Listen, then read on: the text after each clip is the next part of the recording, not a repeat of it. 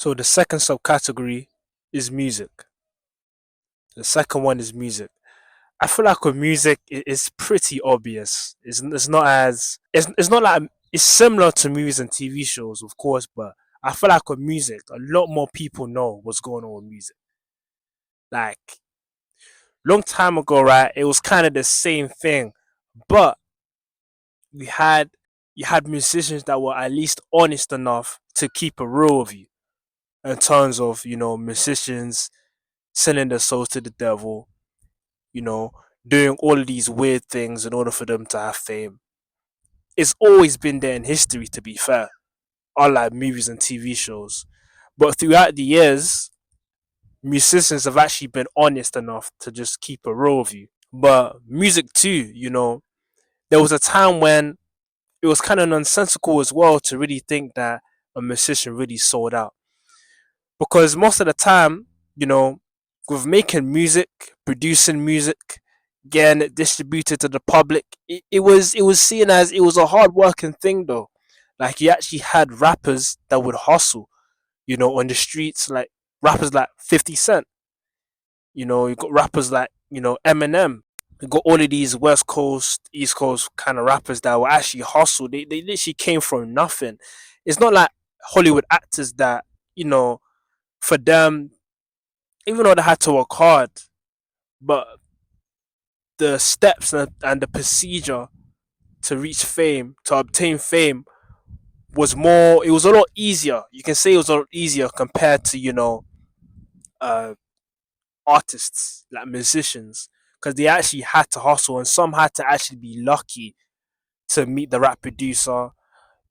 I'm sure you know about the whole NWA story, Compton, how they had to hustle. Like it was hard for them. I'm sure you guys have heard of the story, but it's similar with music. Music and TV shows is pretty similar. There was a time when if someone had told you that your favorite rapper or musician sold out, it's like, come on, get out of it. But now rappers are saying it as well. The rappers are saying it as well. You got that latest interview with NBA YoungBoy. You know, the latest interview, and if you watch that interview, it's creepy. I won't lie to you. Like you can tell, I don't know what's going on with YoungBoy, but a lot is going on. A lot is going on. But he just admitted that look, the music industry is demonic, and he even said it himself. I'm demonic as well. You know, and you can tell. I can sort of tell the remorse in his voice. I can tell that he wasn't saying in such a way that look, I really don't care. I couldn't care less. I couldn't care less what the audience thought about this. But you can tell he was actually trying to educate the audiences, the listeners, of what is really going on. I feel like his approach was more genuine compared to other musicians, compared to Lil Uzi Vert.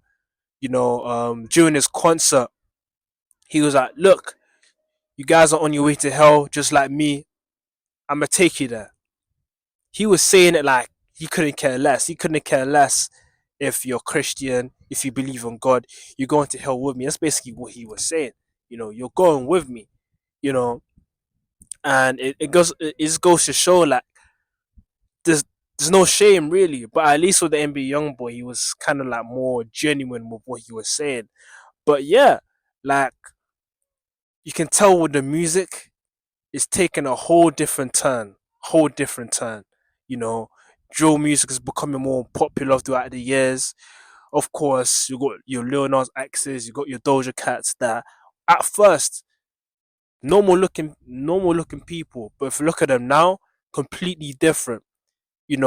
Their faces that you can tell. Um, if you look if you look at their eyes when they started, and now it's like there's no soul. There's literally no soul in their eyes. Like there's nothing. Like there's a drastic change and a drastic difference. There's a drastic change and a drastic difference. Between how they were looking then versus now.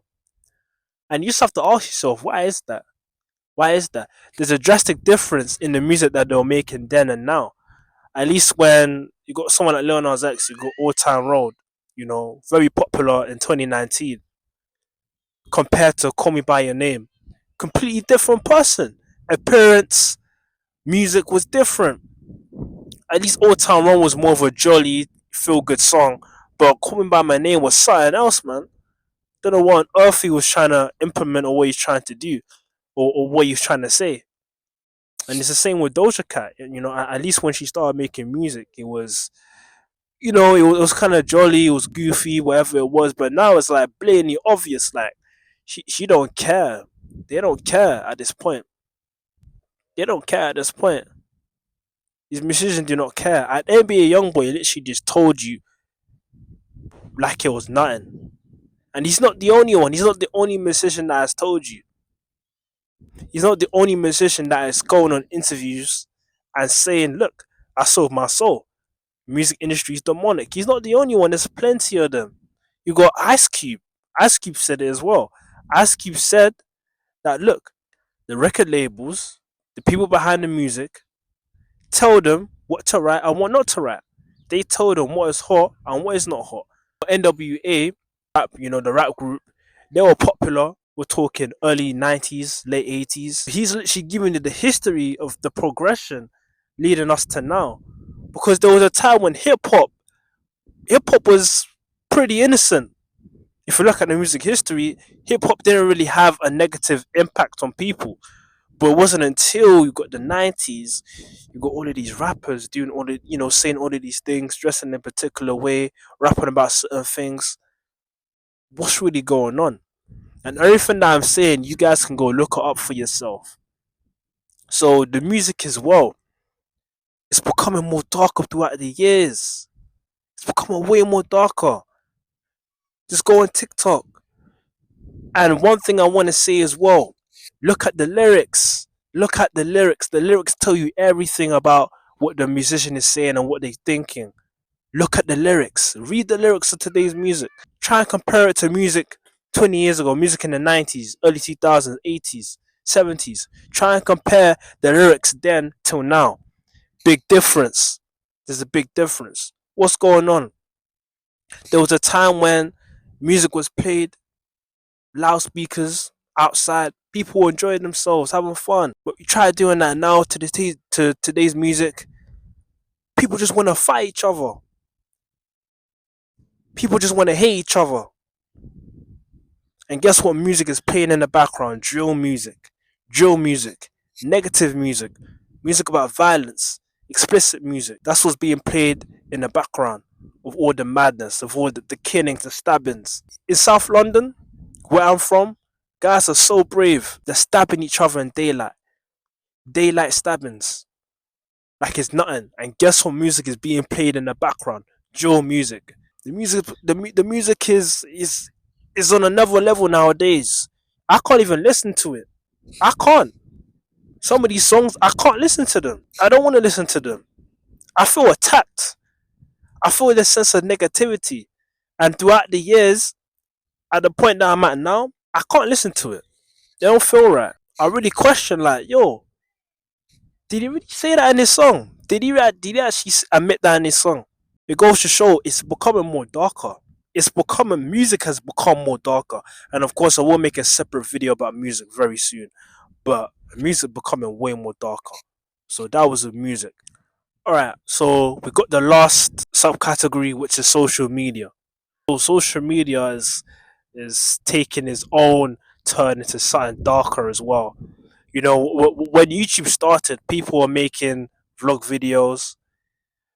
In 2010s, we had prank videos, teenagers just being silly.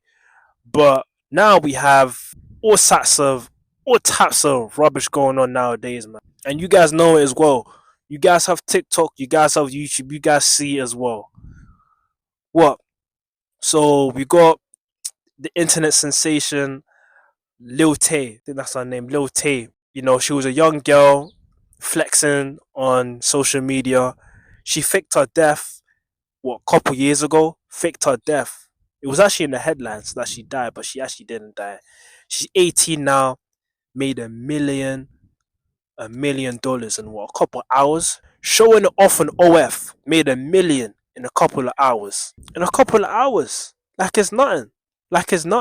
So you mean to tell me all that she needed to do was become, you know, the legal age? The legal age, which is 18, open off an OF account and make a million.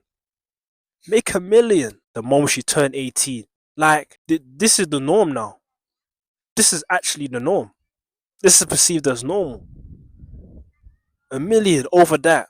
And that's why I said in the beginning of the video, and I'm gonna need you guys to support. Because of course, the only way for you to actually do well on these social media platforms is the people. Is your guys' choice. You guys can decide if you want to blow me up.